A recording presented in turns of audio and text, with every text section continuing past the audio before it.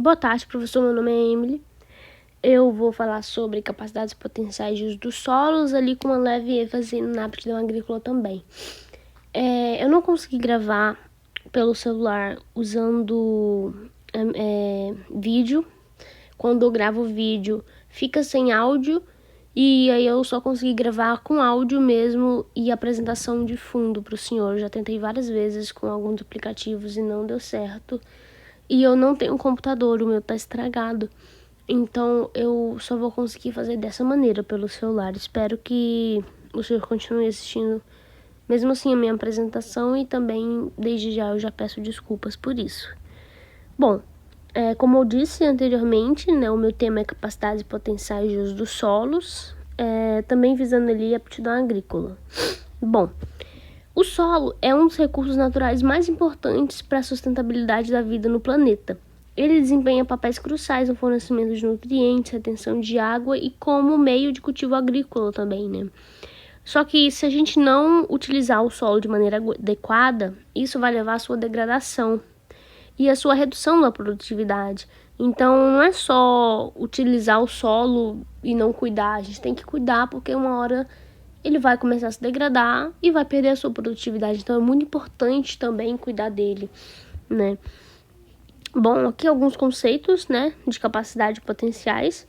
Capacidade do solo, ela define os limites do uso do solo com base em características físicas, químicas e biológicas.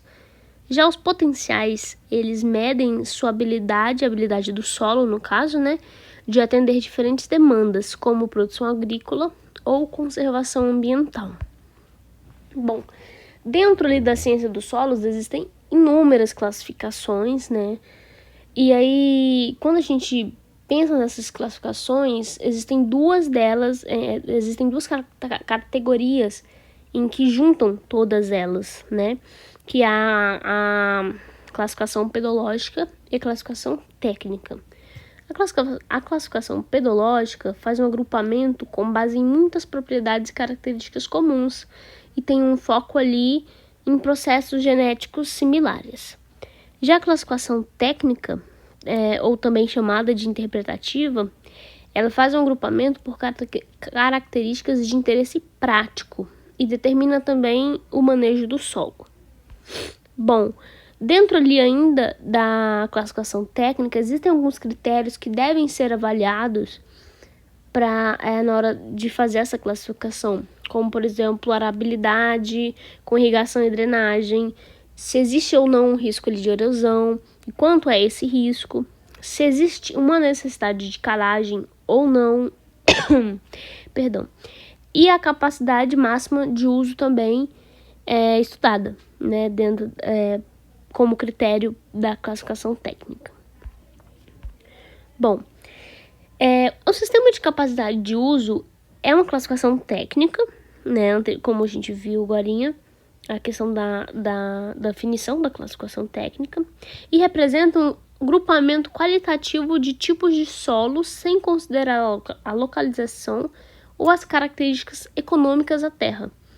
Diversas características e propriedades são sintetizadas, visando ali a obtenção de classes homogêneas de terra, em termos de propósito de definir sua máxima capacidade de uso sem o risco de degradação do solo, especialmente no que diz respeito à erosão acelerada.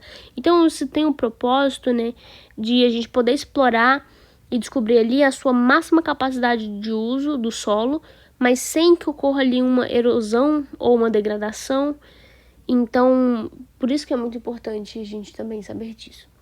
Bom, dentro ali do sistema de classes de capacidade de uso, existem 4 níveis hierárquicos.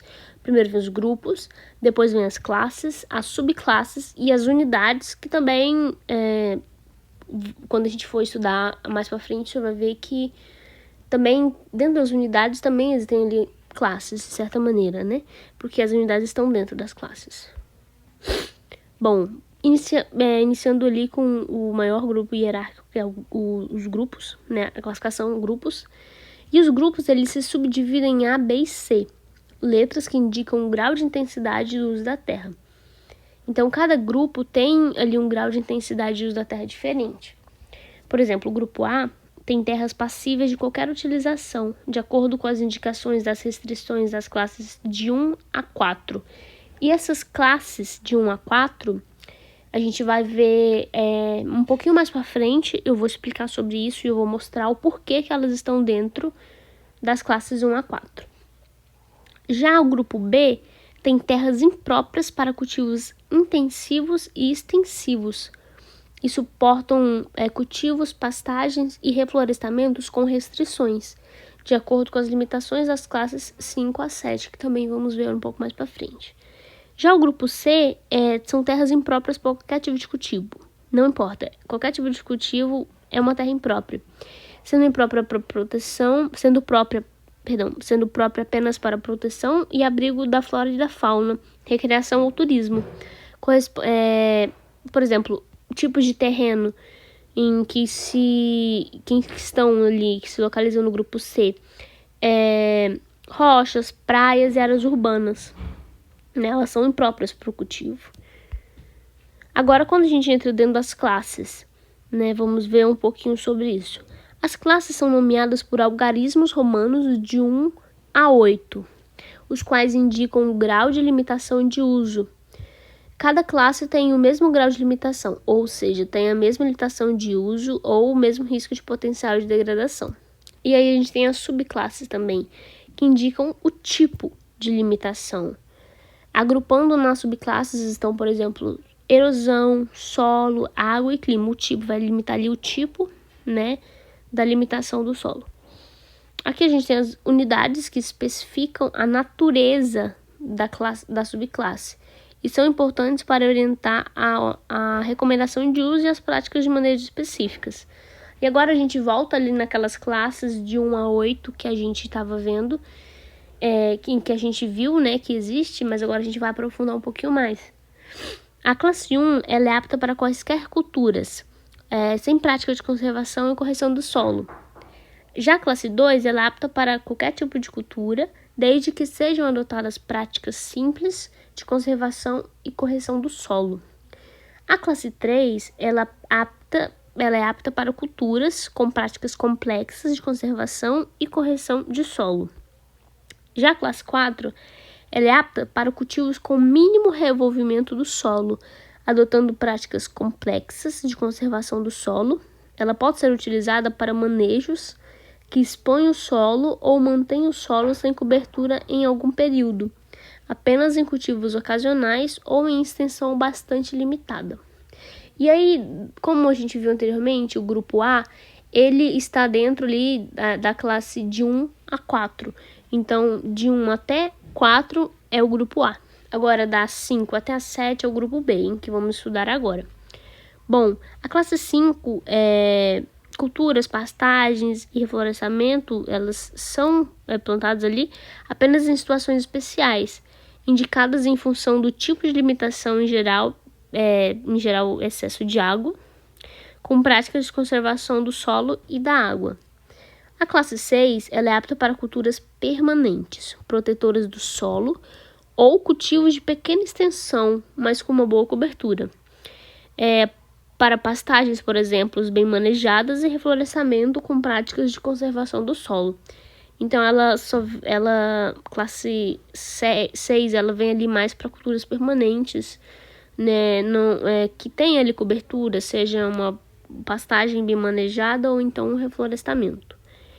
A classe 7, ela serve apenas para pastagens bem manejadas, reflorestamentos e cultivos perenes, de espécies arbóreas com práticas complexas de conservação do solo e manutenção constante de cobertura. Já a classe 8, ela vem do grupo C, em que ela é imprópria para qualquer tipo de cultivo, em que seria também, no caso, imprópria para culturas, pastagens ou reflorestamento, e ela serve apenas como abrigo e proteção para fauna e flora silvestres, ambientes para recreação e armazenamento de água. E ela também dentro dessa classe se encontram as áreas de preservação permanente, no caso APP, né, em que você não pode mexer, você não pode entrar, você não pode violar aquela área. Aqui eu coloquei uma foto, acho que não vai dar de ver muito bem pelo slide, porque eu planejava fazer pelo notebook, mas o meu acabou estragando e aí eu não consegui pegar um outro para estudar. Mas aqui a gente tem uma foto, né, de sistemas de enquadramento automático em classes de capacidade de uso dos solos. Classe 3, classe 5, né, classe 6, classe 4, classe 7. Aqui a gente tem... mostra, né, um mesmo local no geral, assim, uma mesma região, mas com diferentes tipos, né, de classes. Se a gente prestar atenção ali na classe ali dessas árvores ali, são tudo zonas de APP ou zonas que são impróprias para o cultivo, né? Aí a gente tem aqui a 3, ali em cima a 8 também, que também é imprópria. Provavelmente eu acredito que seja por causa de ser uma área florestal, né? Seja mais ali por meio do APP. Só dando ali uma consideração geral sobre a capacidade potencial de uso do solo, em que ela se refere à condição máxima de uso das terras sob determinada intensidade de práticas conservacionistas, e ela visa a sua aplicação no planejamento territorial estratégico, né? E, bom, também a gente quer melhorar. Perdão, estou nervosa. A capacidade de potencial refere-se à condição máxima de uso das terras sobre Bom, falando agora, só dando um leve geral ali sobre a capacidade potencial de uso do solo.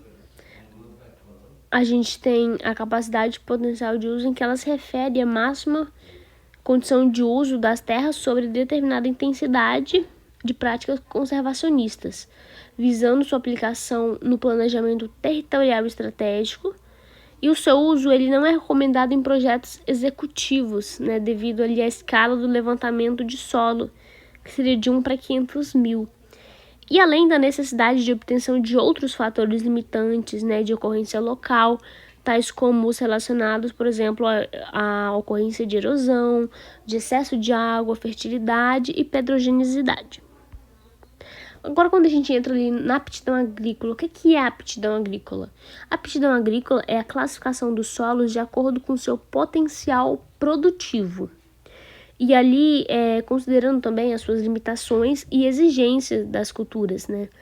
E alguns critérios são avaliados dentro da aptidão agrícola, como, por exemplo, a textura e a estrutura do solo, se ele é um solo argiloso, se é um solo arenoso, a questão da profundidade também, porque solos rasos têm menor capacidade de retenção de águas e nutrientes. Se é um solo bem drenado, um solo mal drenado, também é avaliado. E a questão do pH também. É muito importante avaliar a questão do pH do solo, porque pHs ácidos no solo significa que aquele solo tem baixa disponibilidade de cálcio e magnésio. E o mais indicado para a maioria das culturas é o pH neutro.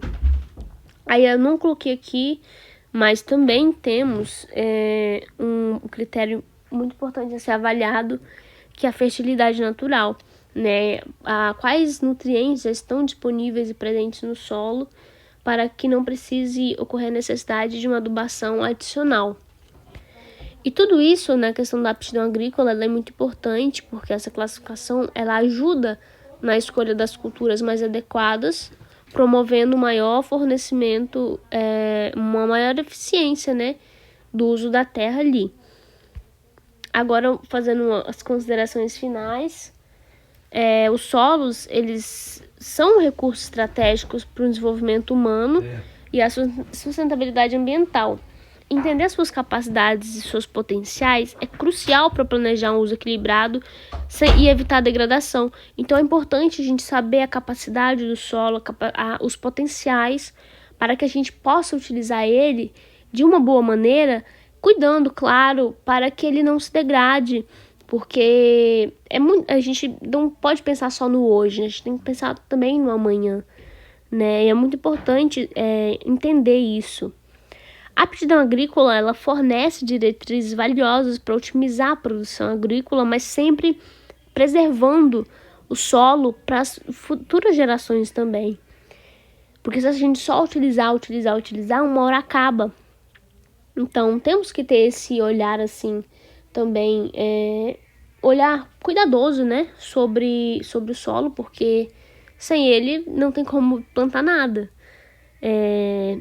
Como próximos passos, né, nessa questão, eu acho que é fundamental investir em pesquisa, tecnologia e conscientização também para fortalecer práticas de manejo sustentável e para garantir, então, a resiliência dos sistemas agrícolas frente às mudanças climáticas que estão cada vez piores, né? Então, é muito importante investir nisso para que as pessoas cada vez mais fiquem mais cientes e conscientes dessa questão de entender, né, a máxima capacidade de uso, mas sem degradar, sem acabar, como eu posso usar a palavra? Sem acabar degradando mesmo o solo, né, acabando com ele ali. Eu espero que não tenha ficado nenhuma dúvida quanto ao tema. Aqui estão as minhas referências bibliográficas. E, perdão, eu tive que responder minha mãe. Eu peguei desses sites e desse artigo aqui. E espero que o senhor tenha gostado. Muito obrigada pela atenção.